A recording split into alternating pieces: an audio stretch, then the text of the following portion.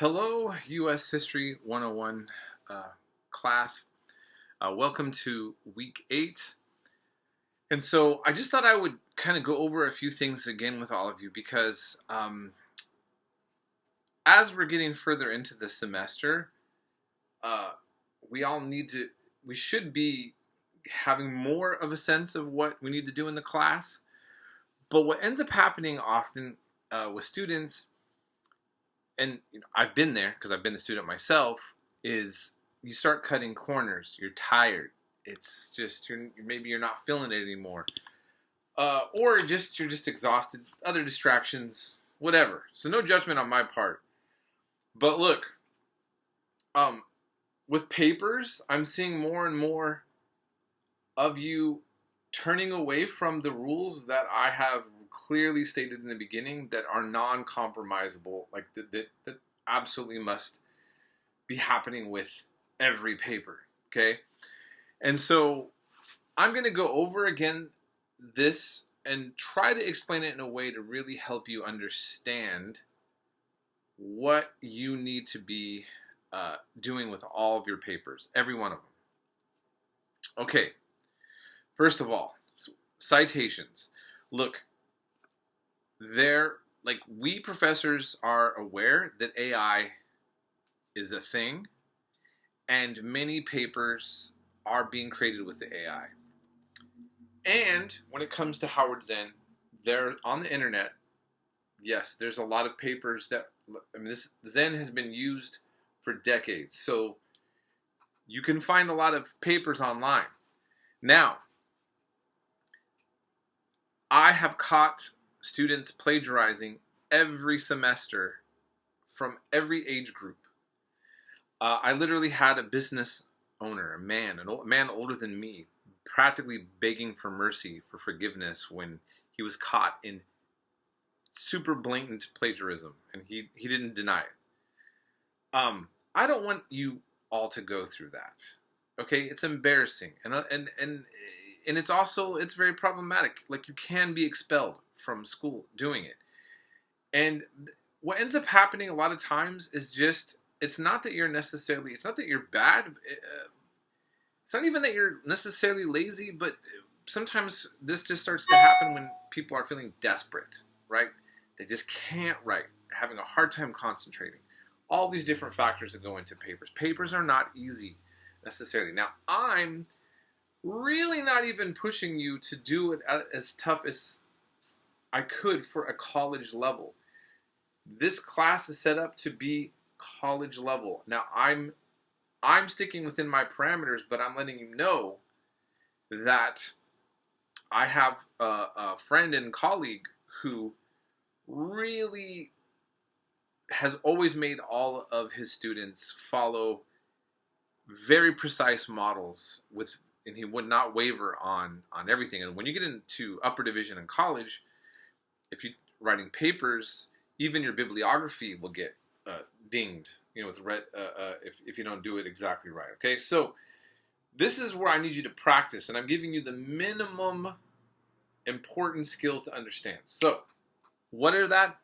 When I see a paper, first thing I'm looking for, dates. Because if you don't have a time period that's being brought up in this paper, then it's not a history paper, right? A history paper without dates or any indication of the time period we're in is not a history paper. So immediately that's a 0 paper. So you always got to make sure there's going to be some time periods in there. Second, you always have a citation, and in my class what's required is brackets, parentheses, saying at the end of a paraphrase or a direct quote. Now, it's easy to remember the direct quote part. Okay, Howard Zen's book said, and then you quote, sentence, unquote, you put in parentheses, and you write Zen, page 28, let's say. Okay. That's it. Now, by the way, you could put People's History or you could put Zen, so first of all, let me make clear again, every citation should come after information, and it should be very precise. It's going to tell me the video that I could find immediately, or a book with the page number, or an article that was posted in the module for the week. Now, where students have a harder time is that most of the time where your citation should be happening is not from citations, but from paraphrases. That means putting things in your own words. So, example, if you took a chapter of Zen and you said, the paper, I noticed that Zen said this, he made this kind of argument, he was talking about this, and this, and this, and in this date of this time period, Zen made it appear that blah, blah, blah, blah, blah. Now, by the time you're done with that, at the end of that, you've made no direct quote, you've simply discussed the content. Where did that content come from? I should see parentheses telling me exactly where that came from. Exactly, precisely, okay? That is how every paper will work. Now, there's different means of citations. If you did Chicago style in college as a history major, you would have a footnote, and it would have the information at the bottom there. There's going to also be endnotes. There's MLA. There's different styles. Right now, I'm not having you learn a specific style. I'm getting you into the habit or the idea that in your papers, you should always, if you're giving me information that did not come straight from your head, and you got it from reading or watching one of the documentary clips or a lecture, you should then state right after, in parentheses, I need to see where did you get it from, okay? And that's something that always has to occur. And you're like, and when you have an exam, I graded relatively easy on all of you, but an exam paper should have been crammed full of many citations and packed full of information. So if you have a take-home exam and it's not multiple choice, you're supposed to be demonstrating knowledge of material. Okay? So I'm not saying any of this to try to make anybody feel bad. I want you to just really take to heart to what I'm saying, because I've been very generous on my grading, and I've been trying to really speak to a lot of you on this, but as we're getting further into this semester, I'm going to crack down harder on these things, because this is something that you should have down by the end of the semester. And if you have a challenge with this, I want you to know, I want to help you with your papers. You do have access to a teacher on site that knows exactly what I'm talking about, and will see this announcement and knows how to direct you on this, okay?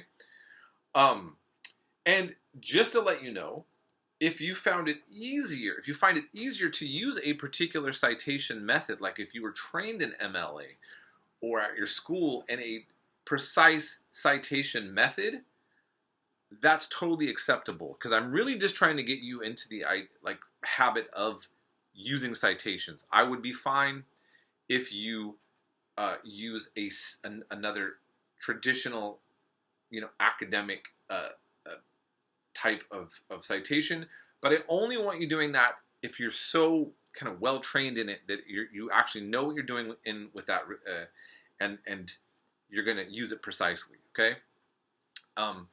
And then another thing I want to say is, not just with this class, with many of my other classes, I am letting you turn in late work. I'm letting you fix work that's not done right. If you are turning in work late and your work also needs to be fixed, you cannot be impatient with me about when the work should be done, okay? If you have to get a grade check that goes towards sports, if your parents are cracking down on you, or somebody else needs to see your grade and you need to fix it, that's on you. You need to take care of that. And if you know ahead of time, you can contact me and say, Mr. Pollock, I have to have a grade check at a certain point. And then I'm going to talk to you and say, well, do you have all your work done? And I have to get time to grade. I have a lot of regular work to grade, and I'm going to have late work to grade. And so, I'm going to need time to be able to do that as well. So I I want to do things that are supportive for you. You know, I'm not impatient with anybody. I want you to know that the tone in my voice is simply, this is for real talk. This is the world that you're learning is the college setting, and I happen to be, you know, with all of my classes, very empathetic, understanding, and I try to be adaptive. But that's not required of me to necessarily be that way. And there's many professors who stick strictly to the academic standards. They don't waver on due dates. They take off points if you turn in late. And if you don't follow the instructions, they just give you zeros and tell you to start figuring it out. So I'm trying to give you a kinder, more empathetic, but clear understanding of what path you need to go on in the college experience, okay? So I hope you're taking this as helpful and inspirational. Ultimately, I just, I need you to, I just want you to get these things down, and I think that's all. I'll leave it at that for now. So I hope you are all doing well. It's nice that the weather is finally, getting a little bit cooler. And again, if you have any questions about the history content as well, I always enjoy expanding on that. If you have questions, I'm sure that your teacher has a very high knowledge with you, in the classroom. So take advantage of those who know the information if you're interested to help expand upon it. And I'll leave it at that. Have a great rest of your week. We'll be in touch.